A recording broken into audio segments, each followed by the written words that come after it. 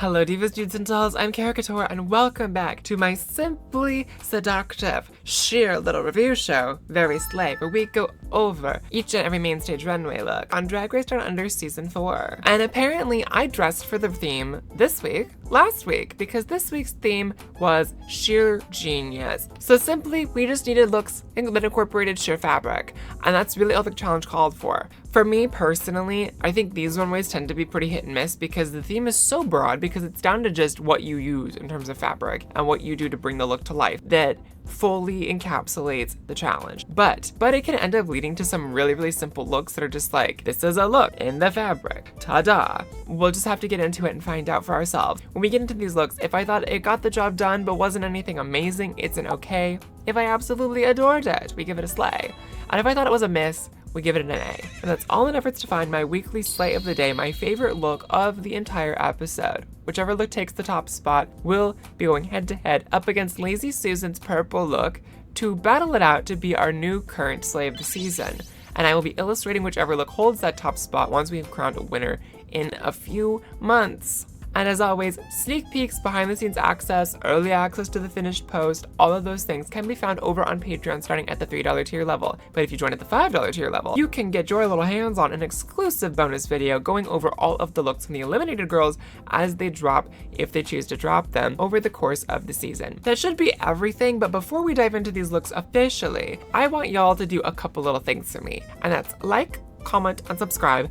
All of those lovely little things. It goes a long way towards making the content viable as a career path, and I would absolutely appreciate it and adore you for it. But it's the easiest way to keep drag TV fashion coverage in your subscription feeds, so be sure to do any of those things, especially the subscription button one. That would be the one that I would think would go the furthest right now. All of it helps so much. With that out of the way, let's switch over and start going over these looks. Alrighty, first up on the runway this week, we have Brenda Breast. As a concept, I love it. I do agree with the critique though, that the dress should have been a little bit longer. I wish it would have hit the floor. I hate a gown moment like this, it doesn't. I think it just allows the silhouette to just extend even more, which is never a bad thing for a queen. And it's all just about the scaling and the proportion. Other than that, I thought she nailed the scaling proportions actually. And I loved that the sheer element was this purple veil, that she was a widow in mourning, but it was still quite campy. So for me, this is a really effective look. My only real critique is that we saw a very similar silhouette already from her for this in her look for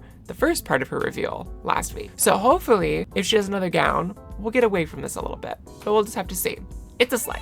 Up next, we have Carna Ford, and for me, I don't really think this reads as sheer, in my opinion. It could just be the lighting on the runway. This is a Mugler reference, which I appreciate. I actually really like this hair on her. I love the gloves. I love the styling of this look. The dress itself, I don't think it's like a really great iteration or tribute to this particular Mugler dress. I think it just looks like a really low budget knockoff version of it, which is really easy to do when you're doing like a one-to-one recreation of a designer piece. But I'm also like not super mad at it. I don't think it's horrible. I just wish that the sheer fabric was actually like reading it sheer. So for me, I'm just gonna give it an okay. Up next, we have challenge winner for 2 weeks in a row now, Lazy Susan. This look, I don't really know if I would call it sheer. Kind of am on the same team as Mandy on this, that it's translucent plastic, but you can see through it. That's what sheer is defined as. I wish it had been a color, because I think that would have allowed it to really have the sheer element instead of just it being clear plastic. But having the bodysuit underneath that has like the pixelated parts, I think is quite funny. I think it adds like another layer to the presentation of the look. But what I love most about this is this headpiece with the light that has her face and it changes hairstyles and stuff. It has this like really interesting commentary on technology and how it influenced into fashion. So I thought this was really cool. I've never seen anything like it on Drag Race before, and I don't think we'll ever see anything like it again unless they're just straight up copying her.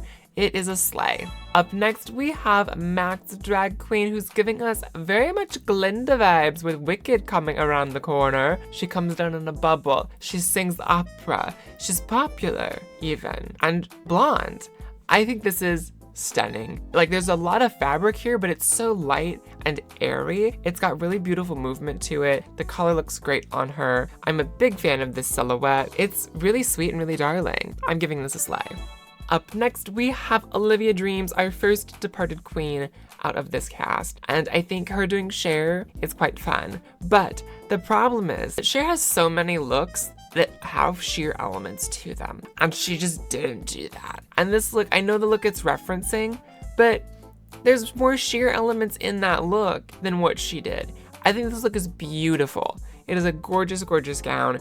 And it's a really lovely overall presentation, but it doesn't really fit the theme for me, so I'm also gonna give it an okay, because the look is good. It's just a bit of a miss on the criteria. Then up next we have Freya Armani. What was this? Like, I get she was trying to be different and interesting and fantasy and whimsical, but I think she really missed the mark here because I think she overthought it. The dress here is fine. It's kind of giving me homecoming dress a little bit from like 2010, 2011. I don't mind it. I think really the sheer fabric only comes in on the skirt, but it's layered up so thick that it doesn't really read as sheer. The makeup is interesting, the headpiece is interesting, but I just don't think that the headpiece goes with the look. In terms of color story, I almost wish she would have just gone like full blue with everything and just gone like full water fairy. I think that would have looked a little better overall, or even if the headpiece was in that color, just to make it all really consistent visually. It's gonna be an okay for me. Like, it's not awful, but there's a lot that could be tweaked to make it a lot better. Then up next we have Luciana Innocence. This look I think is really timeless. It's really gorgeous. I liked the lace elements. I think she incorporated the sheer element of the look better than a lot of the other queens did. It looks really good. I love this hair, love her makeup, but it is really, really simple. And the simplicity works, but it also doesn't make her stand out comparatively to some of the looks. I don't find this look super memorable, so I'm gonna give it an okay. Then we have Mandy. The only thing impressive here is the sheer amount of organza that she has in the skirt. The skirt looks cool in terms of the way it moves. The proportions of it with where it hits on the chest, having the chest out, the little pasties, the sleeves, the gloves that don't go with the look, I don't like it. I had a really kind of negative reaction to it when I first saw it. It's gonna be an A. Then up next we have Nikita Iman, who's just covered in flowers over this sheer nude gown. I think this is really stunning and gorgeous. It's very her, it's very island goddess diva, so I love that side of it. I will say, I think the base dress is really, really plain and really boring. Feels like the feathers and the flowers are just kind of like tacked on. It doesn't really feel like there's a whole heck of a lot of super intentional design, because it's really like beautiful on the front, but it doesn't feel like it was thought about as a 360 situation, because the front is like where all the detail is. There's some flowers throughout the rest of the look, but not at the scale or the level that they are on the front. I think it's still stunning though. I'm giving it a slay. Finally, we have Vibe, who I was kind of surprised didn't win the challenge. I thought they were clearly gonna give it to her, so it being Lazy Susan was like totally out of left field for me, but I think this is so stunning, so timeless, so classic, and you can never go wrong with this type of silhouette, this hair, this overall vibe. It's stunning. In general, I think the idea of layering the sheer fabric over a beige just to like create something different, to create some patterning, some paneling, is a really smart idea. I also think that because of that, it doesn't read super sheer in general, just like compared to some of the other looks. You really see the sheer when she turns around and you kind of see it through the back of the skirt, but this is a gorgeous, gorgeous look. I'm gonna give it a slay either way.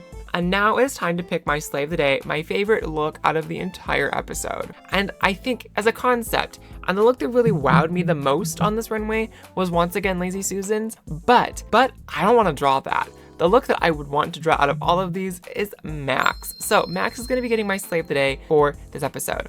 But let's put that look head to head up against Lazy Susan's look from last week. Both stunning, they're both gorgeous, they're both glamorous. But I think Lazy's concept here and the execution of it works a little bit more for me. The Glinda look is great, but it's a look we've seen before in terms of overall construction, overall fashion, overall silhouette, and concept.